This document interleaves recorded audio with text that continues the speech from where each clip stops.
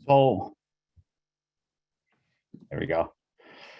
Good evening, everybody. I appreciate everybody logging on tonight. And I know this is a topic that has kind of come up with several programs across the country, but the purpose of this is kind of talking about special needs, our first responders, and TOPSoccer, and how we can all kind of come together to create a little bit of an understanding. And it's really the goal of having these types of events. I'm going to talk from a couple different perspectives today. I'm going to talk about it from a retired law enforcement professional. I spent 21 years in law enforcement. I retired just about a year ago from the Addison Police Department in Illinois. I am now the assistant director of campus safety at North Central College in Naperville, Illinois. So transitioned out of law enforcement to a campus safety setting on a college campus, which is a really nice transition. I'm also going to talk to you as a TOPSoccer coach. Like all of you, I am involved in a program here in Illinois with Chicago TOPSoccer. We'll talk about my connection and how I got associated with the program a little bit too, because it feeds right into what we're talking about now. But I'm also going to talk to you from the perspective of as a special needs parent. I am the father of two sons with autism. Both of my sons are my players at Chicago TOPSoccer. So I'm going to kind of talk about it from a couple different perspectives and why, number one, building relationships with our first responders is specifically for our families with children with disabilities and adults with disabilities for that matter. But in utilizing our TOPSoccer programs to build that relationship, this is a great segue in from both perspectives. So I'm going to kind of start out with the why. This email came into my chief about 7 years ago. And it was from a concerned parent who lived in the town that I worked in. And in summary, what it really says is this parent had concerns that if he had to call our police department, would we understand his son's disability? The email was forwarded to me. I responded to this parent. But reading the email, I felt those same concerns. And where I live, would my local jurisdiction, my local police department understand my son's disabilities? And I wasn't really sure. I wasn't really sure if I had to call them for systems, if they would understand what characteristics and behaviors associated with autism they're going to experience when they interact with one of my two sons. I wasn't really sure if my own police department, after reading this email, would understand the characteristics of autism and why it's so critical for us as first responders to understand that. This email plays a very significant role in how we got to this point, and I'll share that in a second. So we all know, involved in our programs, what some of the characteristics and realities for our players are and those with disabilities. We know there's this communication delays and deficits. We know there's little to no eye contact in some occasions. We know very common characteristics for our players are those restrictive and repetitive movements, also known as stimming, and why it's so critical for us. And we become, it's just a part of our programs, but for somebody who's not experienced with somebody with disabilities, it looks a little different. Those inflexible adherence to routines, that is my son. He is 13, and we do routines the same way every day. Dinner time is the same. The way we do bedtime routines is the same. We all understand that. The impacts on our social interaction and communication skills, which a lot of our players, we know it's very difficult for them to communicate. We as coaches and involved with our programs understand how to communicate with our players and understand their disabilities, their senses, sight, smell, touch, taste, hearing, that hyper or hyposensitivity, depending on the characteristics of their disability, are all things that we're used to. And obviously our body's proprioception, their body's position in space, their vestibular system. So we know that it's not uncommon for our players to be spinning or pacing or rocking or constantly moving. For us, this becomes very second nature, but we have so much experience with our players and those with disabilities. That emotional regulation piece is a critical thing we have to talk about as well. And we know with some of our players have really good days, and others times you're not going to have that. We know that some of our players have difficulty in assessing the relative danger of certain things, have a low tolerance for frustration, fear, anxiety, sadness, may lose control, may not be able to engage in advanced thinking and decisions. We know that sometimes some of the smallest things become the biggest problems while we're interacting with our players. They may not be able to effectively communicate. We know we talked about that and how we communicate with our players. They may resort to dangerous strategies. They may use confrontational, threatening language. They may withdraw or wandering. And this is a huge thing that we're going to talk about more in a second. It's that avoidance or fleeing. It's that escape type behavior. They're trying to get out of an uncomfortable situation. And just in our program in Chicago TOPSoccer, we've had several players that were active elopers, and we were constantly chasing them out of our area because they were taking off. And we know that sometimes we had that aggressive or self-injurious behavior with some of our players, depending on the situation. But now I want to talk about it from a different perspective. And I'm going to talk about it a little bit from a law enforcement perspective and the way we see things as law enforcement. So when somebody's non-communicative with us, the initial reaction from law enforcement is that they're uncooperative or dismissive. With that lack of eye contact, law enforcement will sometimes interpret that as that they're lying or hiding something. Those odd mannerisms that we see, or stimming, or that repetitive and restrictive mannerisms, that can be interpreted as they're under the influence of something. That unusual social interaction, or in that communication portion of echolale, where they're repeating the last phrases they hear. Sometimes it's equated with being a wise guy. And I always use this example when I present for law enforcement is, you may have interaction with somebody and they'll be like, what's your name? And they'll be like, what's your name? What's your address? What's your address? Right? That can be interpreted as they're being a wise guy. We know that social boundaries with some of our players are not really there, and it's an area that is sometimes is an issue. But from a law enforcement perspective, that can be seen as being confrontational. On a law enforcement side, when people get too close to us, that is seen as confrontational. We really have this area that we don't allow people to get into because it's just not safe. That understanding of social cues, sometimes they can be interpreted as either a perpetrator or a criminal. Placing their hands in their pocket, and we know sometimes this is a coping strategy for our players, but sometimes that can be interpreted as they're reaching for a weapon or reaching for something that's dangerous. We know with some of our players, they may attempt to touch you. We know some of our players are attracted to certain things. We as law enforcement are full of shiny and different stuff that everybody wants to touch. But again, from a law enforcement perspective, we don't let people get into us in that areas. So when you see this, you start to see that the characteristics of our players and those with disabilities, and then you see how we are trained as law enforcement, it really is this perfect storm where these interactions can go really, really wrong unless there's some level of understanding. And coming over from a parent's perspective, this is why I started doing what I'm doing. In addition to being a TOPSoccer coach and doing this, I've been training law enforcement about interacting with people with disabilities for about 7+ years. And I've probably trained over 3,000 first responders in this exact area because obviously it's an area that's very personal to me, but I want our first responders, our police, our fire to understand my own sons, but all of our kids that we may be working with. Big thing that we will talk about is understanding of boundaries. And we talk about this with that relationship circle, right? For appropriate behavior, who do you go with? Who don't you ever go with? Who do you talk to? Who don't you ever talk to? And this is an area, from my perspective as a parent, that my sons, especially my youngest one, does not understand these boundaries because he just doesn't understand that, right? So we really strived as a family for him to understand who are people you can approach, who are people you can't approach. From our perspective, we have always taught him that police and fire are always the ones that are community helpers that want to help you. They're there to help you. But let's be realistic. Some of our families don't feel that way. And so how do we create this level of understanding between our families and us as law enforcement? And it's really the goal of this.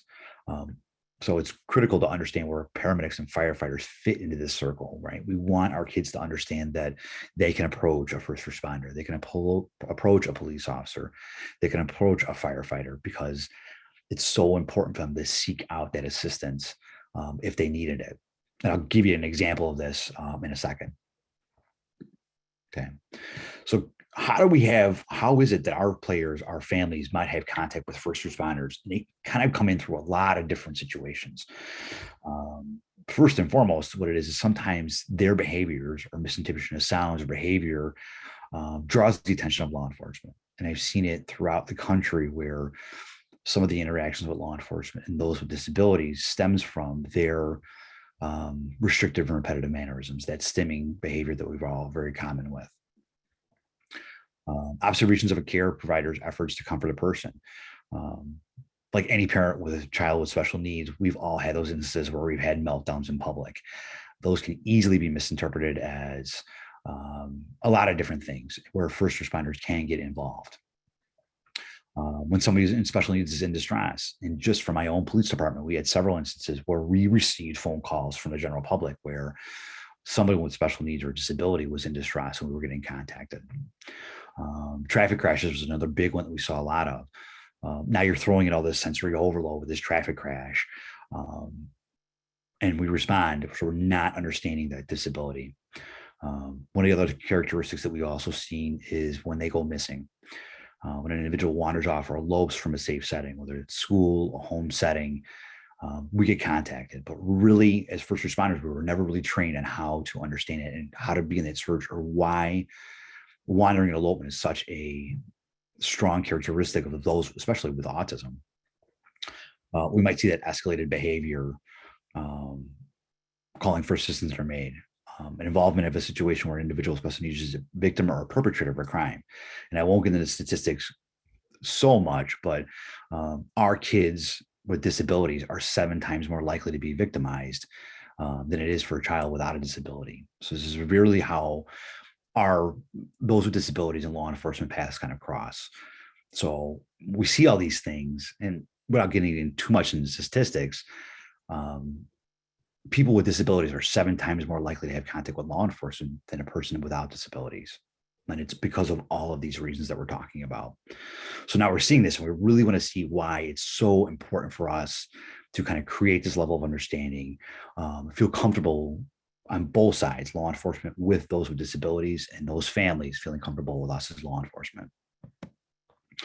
So kind of some of the things that I have done over the past several years is that first responding training. And really, first responding training is 101, right? So we want our first responders to understand, to be patient, speak slowly and calmly.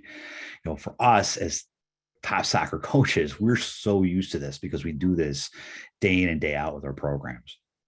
We want to keep those questions simple, right? We want to repeat or rephrase certain characteristics.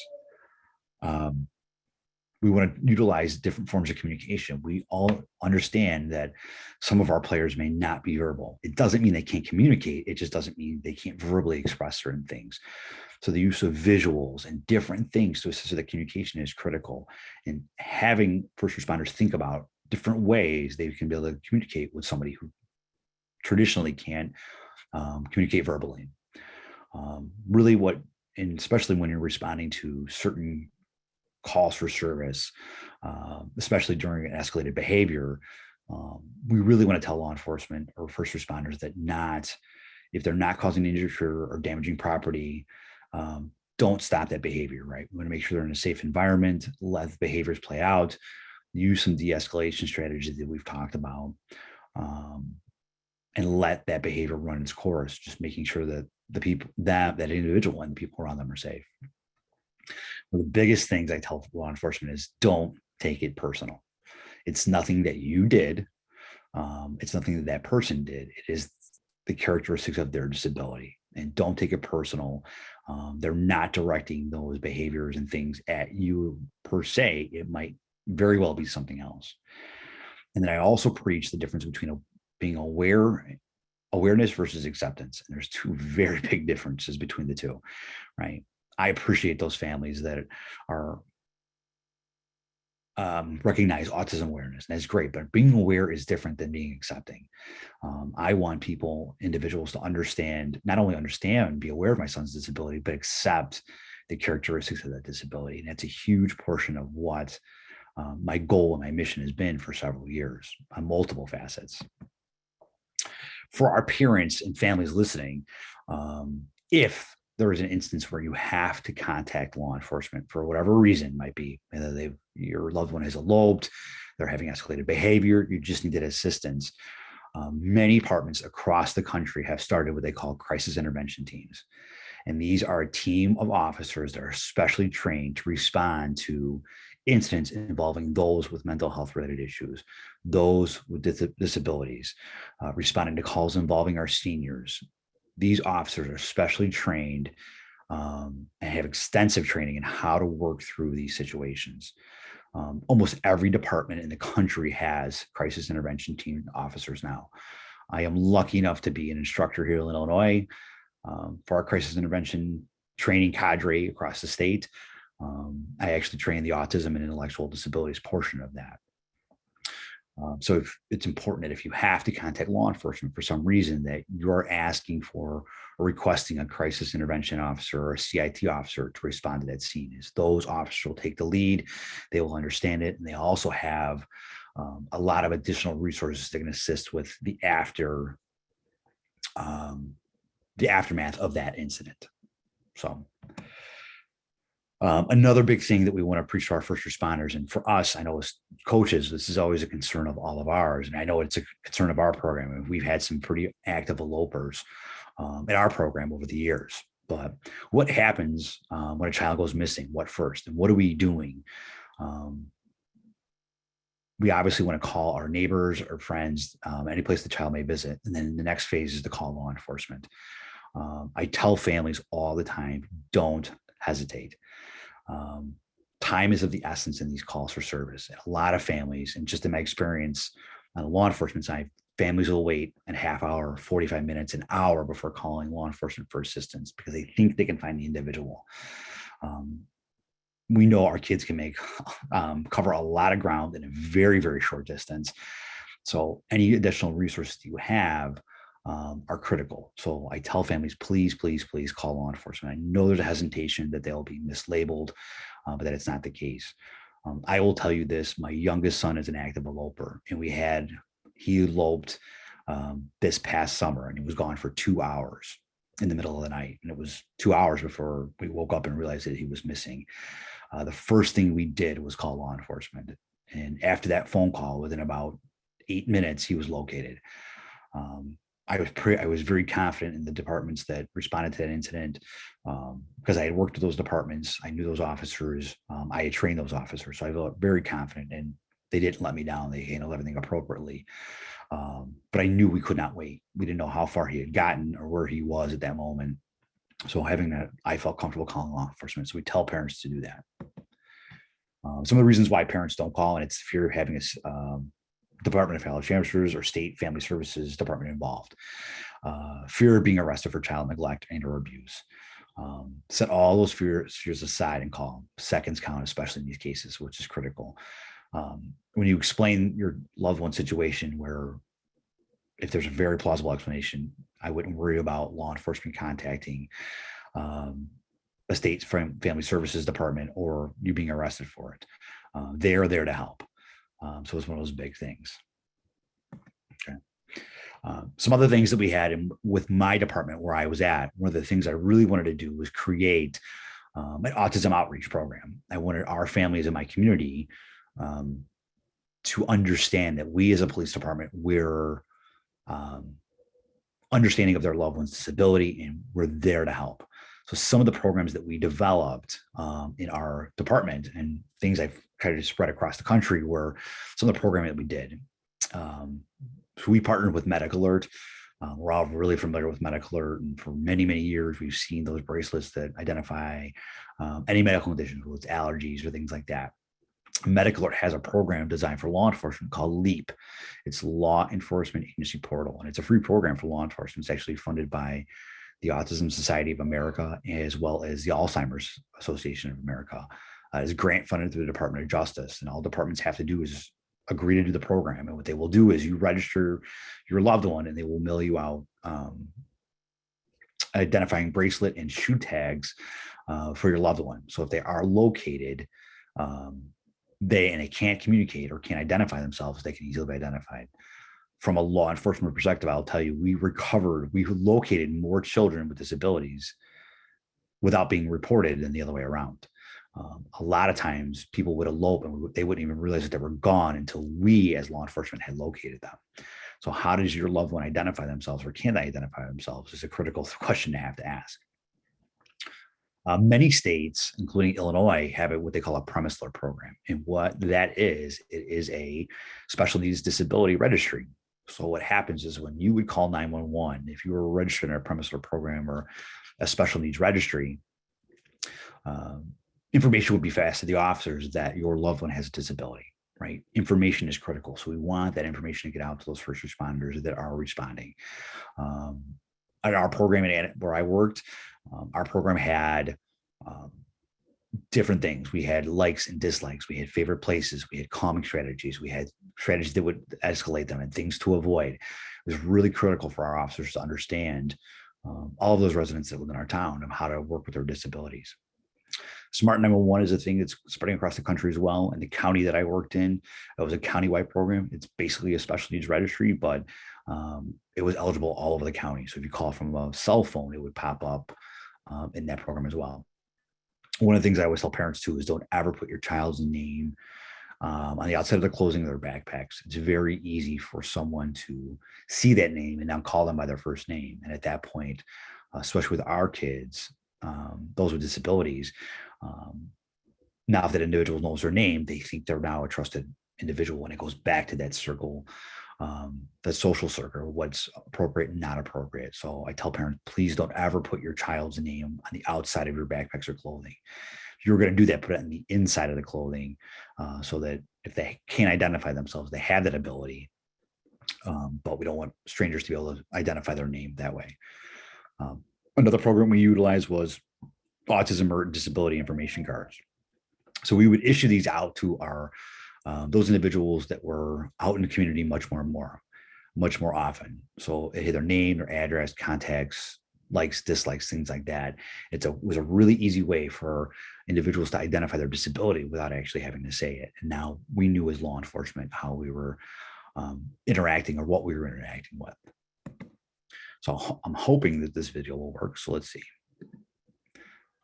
It is. So this was a video, an interview that I did with local media a couple of years ago of our program that we were doing here, what we were doing in Addison. And it kind of talks about our special needs registry and how we developed that and what we did with it.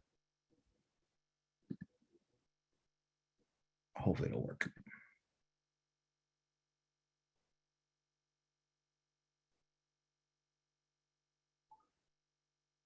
Behind the scenes, behind the lines, inside the stories others won't tell. The Morning Insiders. We're in the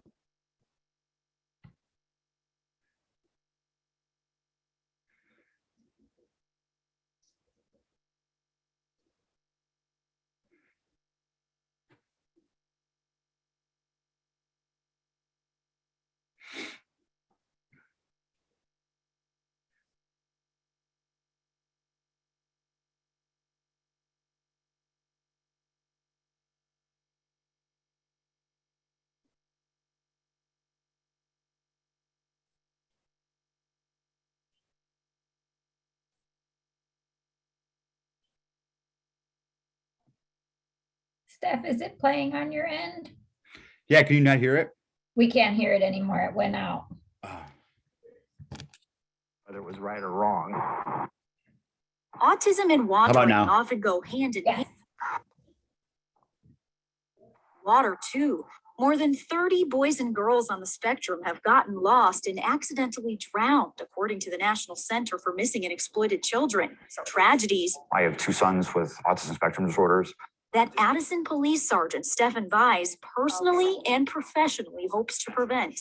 The state law says that agencies are required to have some form of special needs database from enjoys discussing sports. Bjes' version of the database goes much further than most departments. Instead of just names and contact info, his favorite places are parks and riding his bicycle. Loved ones can submit likes and dislikes, triggers, and de-escalation tips. John doesn't like to be told no, so we want to stay positive with John. Billy's big thing is with his dad, don't use force. Danny got lost a few years ago. When the officers arrived, he couldn't identify himself. He couldn't communicate who he was. Info available on the phone and in squad cars made it easy to find Danny's parents. Dribble, dribble, dribble. Come close. Dribble, dribble. Good job. If Jake ever wanders off again, Dad feels much better being in the system. Just incredibly comforting when you're working with a population that has so many different challenges already. Shoot. A slam dunk. Very good job.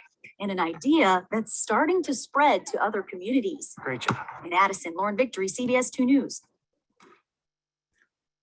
Registering on the database is free and doesn't use any fancy software. Right now, about 160 people are in Addison's system, which is only accessed by its officers.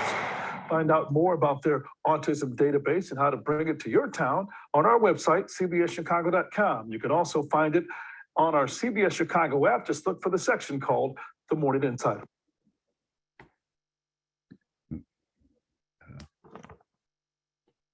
So, kind of going back to that, this article, this media thing came out a couple of years ago. And obviously many of us know Sean. Sean and I have been coaching together for Chicago TOPSoccer for several years. But that email I read to you in the beginning of the presentation, that was actually written and sent to my chief by Sean Danhauser. And that is, I responded to Sean after that email came through. And what I did is I actually met with our TOPSoccer families and his players. And Sean and I connected and said, hey, can you really come out and talk to our families about the programs that you're doing in Addison? And I'm like, absolutely. So I went out, presented, explained to the families what we were doing. And I fell in love with the program. I called Sean a week later and actually told him that I was going to register my two sons and I wanted to come coach with them. And that was 7+ years ago that Sean and I have been connected. But it was that email that actually connected Sean and I and kind of got to us this place where we're at today. So some of the tips for our parents that we really want to stress, and this is what we try to do with our programming, is we want to treat our first responders as trusted figures. We want to tell them if it's possible to keep their hands in plain sight when talking with the police. Do their best to answer the questions and comply with requests if it's possible. Provide them an identification. How do our kids, how do our loved ones be able to provide an identification if they can't communicate? Have a meet and greet with your first responders. And this is a critical thing because we want to build that trust. And this is exactly how our programs fit into this mix. We want to encourage law enforcement agencies and fire companies and EMTs and others to get involved by hosting these quality special needs trainings for their agencies, right? So our agencies, our first responders have to be trained in these things.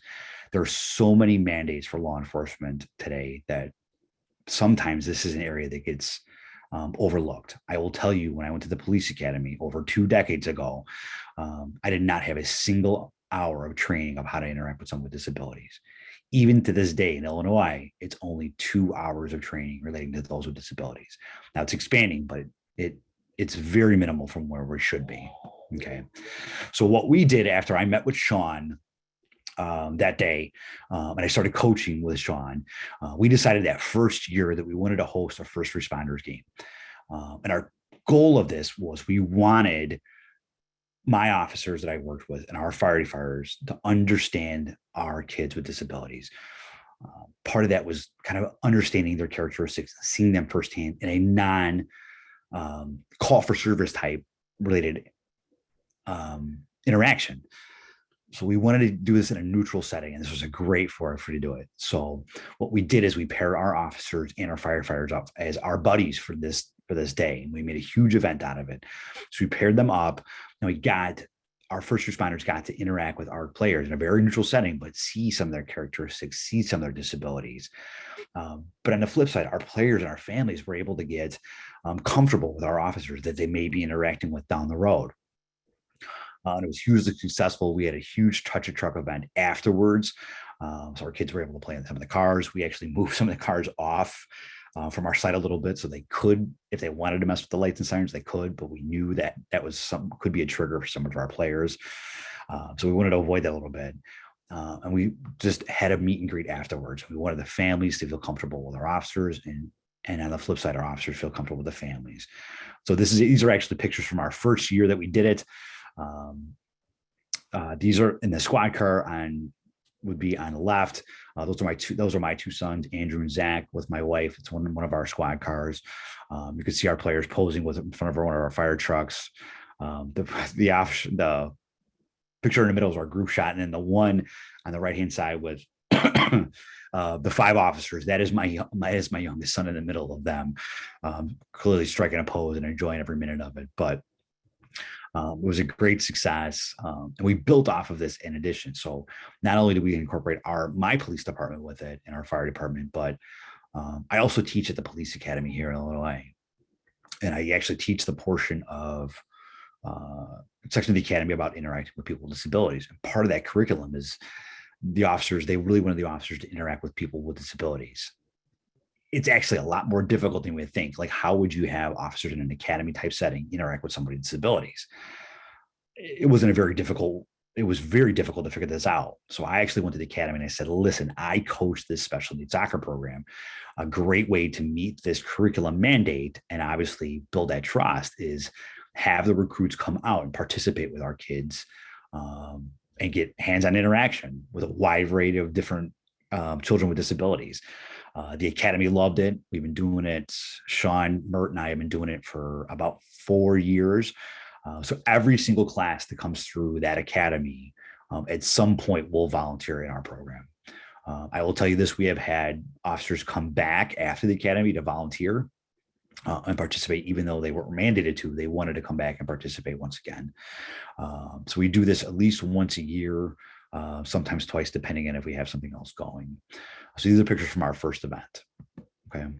So everybody's big question is, how do you plan your event?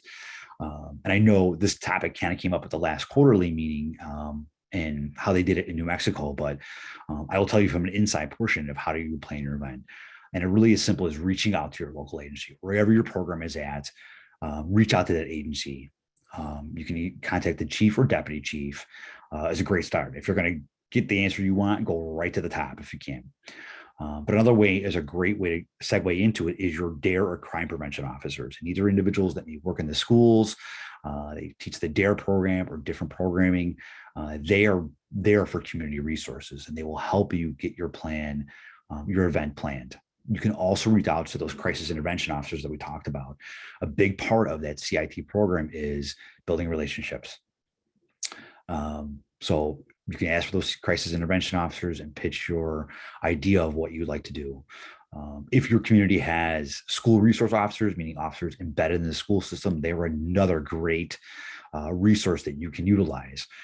Many of our school resource officers are working with your kids with disabilities. If they're part of your program, if they live locally, they may be familiar with some of your players. They're a great way to segue into, and obviously it's a great collaboration with your school districts to build that in as well. Another great way is find an officer with a family member with special needs, and they will become your best advocate, like it was in my case. Sean contacted me, I went out, and here we are. We're still doing this for how many years we've been doing it.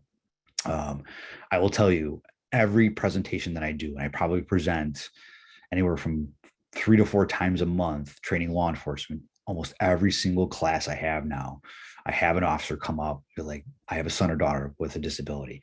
I have a niece or nephew with a disability. I have a loved one with a disability. It's almost every single class now. Almost every department in the country will have an officer with a family member with special needs. They will become your best advocate.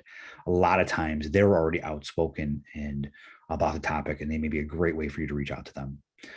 Use your event to train first responders. And I'm sure many of you do the same thing, but what we do is before we paired our buddies up, or our officers and firefighters with our players, we went through and explained what their communication strategies are. Don't take it personal. All the things we talked about, we explained to them before we paired them up. And as we paired them up with our players, we explained each of our players' unique needs to that individual buddy with our first responders. Use your event to enroll players in departmental programs. This is a great way to incorporate your local agencies as well. All that programming that we talked about, this is a great way to build that relationship and use this as an event where you're registering them in their special needs registry or utilizing other programs that the department might have. And it's a great way to sell your program as well. Like, listen, we have all these families that are participating in our program. If you have these programming, we can help you promote your programming and get them enrolled. Is a great way to do it. One of the things we did when we carried in Addison is we had sensory kits in our squad cars. This is an idea that's gaining traction across the country. Many departments are starting to incorporate sensory kits for these interactions. Exactly. And the last part of it is, what resources are in your backyard? All of your communities have resources for those with disabilities. Use those to help you plan your event. For us in Addison, we were lucky enough where we had a special ed co-op that was countywide. We utilized them, but we also had other adaptive sports that we were able to participate in. Part of the thing with our department is we participated in a wheelchair basketball league with our adaptive sports league that we had in our community. A lot of your social services agency, many departments have a social workers embedded into their department. It's a great way to do that. So utilize the resources that you have in your backyard to help promote and build into your program. So what are the benefits? Why are we talking about this? Why is this so important for us to do? And it's developing relationships, right? It's developing relationship with your first responders, with the families and those individuals with disabilities. Is building that relationship with the players and the parents, right? We want everybody to have a level of understanding. After these officers have interacted with some of our players, they now understand this disability a little bit more. And it's through my years doing it at the academy, I usually did the classroom portion first and talked about strategies. And then we would see how we talked about in the classroom translated into participating in our program. And many of our officers, when I debriefed them afterwards from the recruits, said, I totally see what you're saying now about stimming and how to read their body language when they were getting agitated, and using some of those calming strategies and actually put some of the things we talked about in a classroom into practice during our event. And it was a great way it was almost that aha moment for the first responders. It was so important.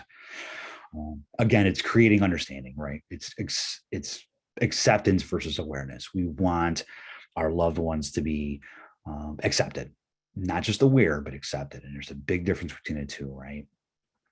The last part of it is have fun. It's for my recruits at the academy, it is the highlight of their academy class. And it's funny because recruits from different departments will come to the academy and they'll ask me, I'll teach different blocks of instruction. They'll ask me like, when are we playing soccer? And I'm like, oh, we've got it in, March or February. Or we'll have, it's coming up in the spring. We'll have it in April. And they're like, oh yeah, we had other officers that went to the academy. And they told us about the program. We want to go play soccer with the kids. So it's kind of built like this momentum where it's continued. And now the future classes are all asking about participating in our program with Chicago TOPSoccer.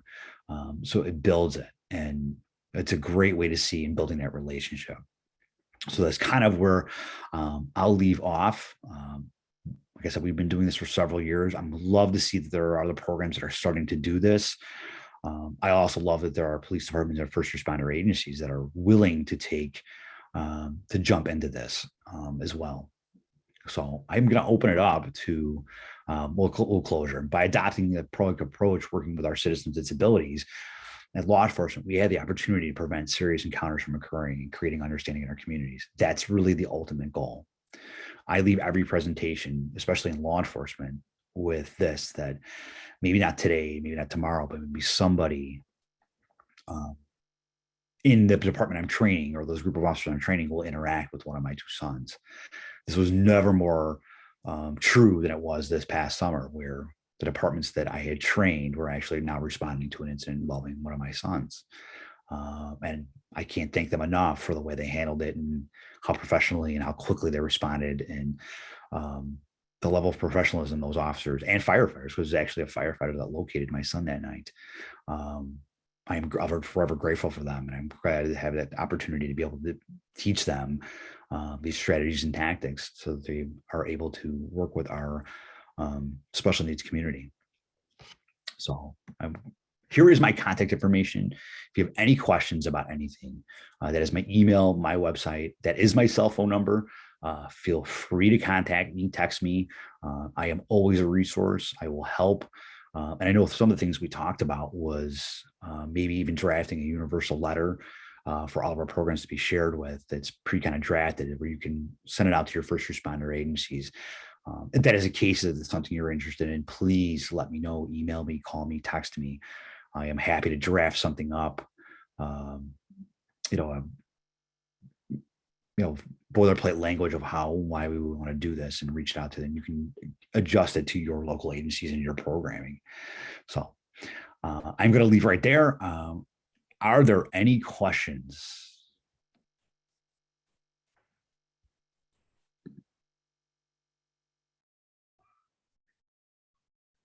None of this is that quiet of a group.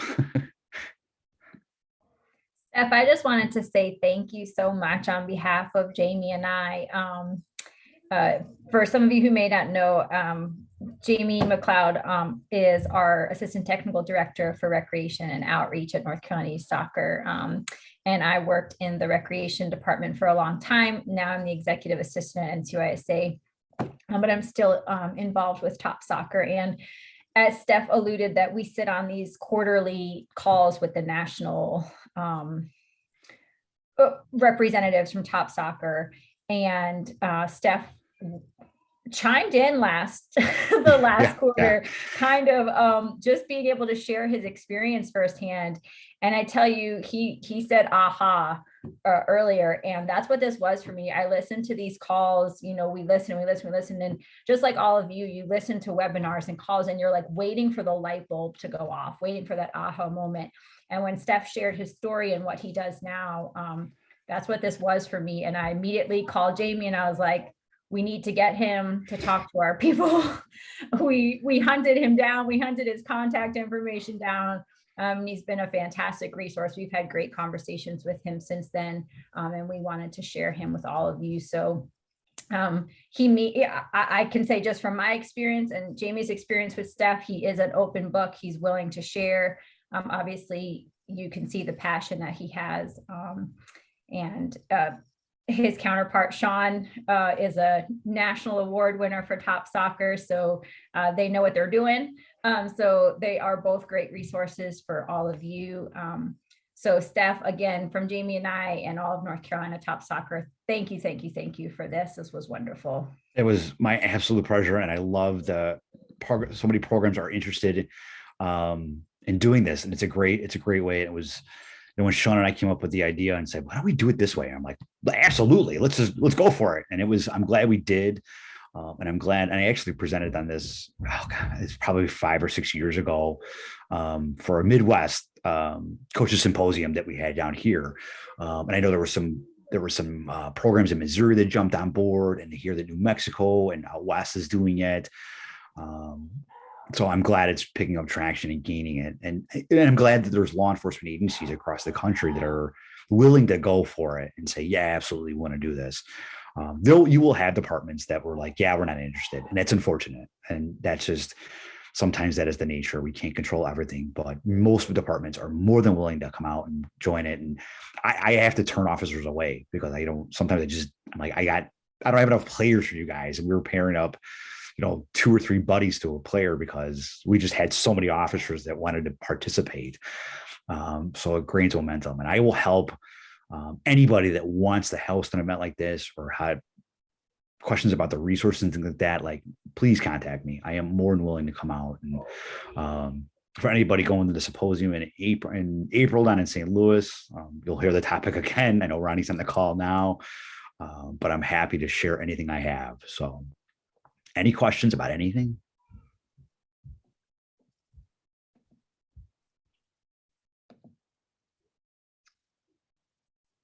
I think we're good. I know that if anybody contacts us, Steph, if for some reason they didn't get your contact and they need to speak with you, we'll pass that along. But again, thank you very much, Steph, for your time. Thank you, everybody, for signing on. And hopefully we could bring this to North Carolina soon as well. Absolutely. I've got contacts in North Carolina. If you're looking for somebody, I got a couple special needs parents that are law enforcement that would probably want to jump at the chance to maybe do something. I don't know where in North Carolina you guys are, but I do know where they're at. So I am more than willing to do introductions if that's possible too. That'd be fantastic.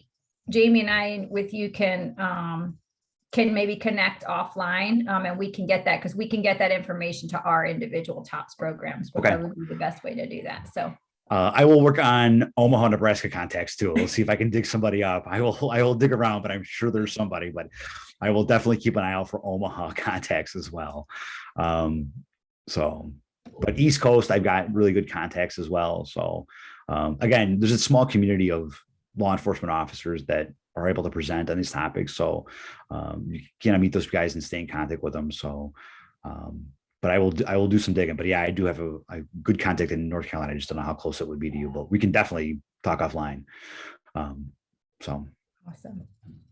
Well, thank you, Stef. Thank you, everybody, for signing on. Hope everybody has a good evening. bye, everybody. Thank you. Bye. Ronnie, I'll see you in St. Louis.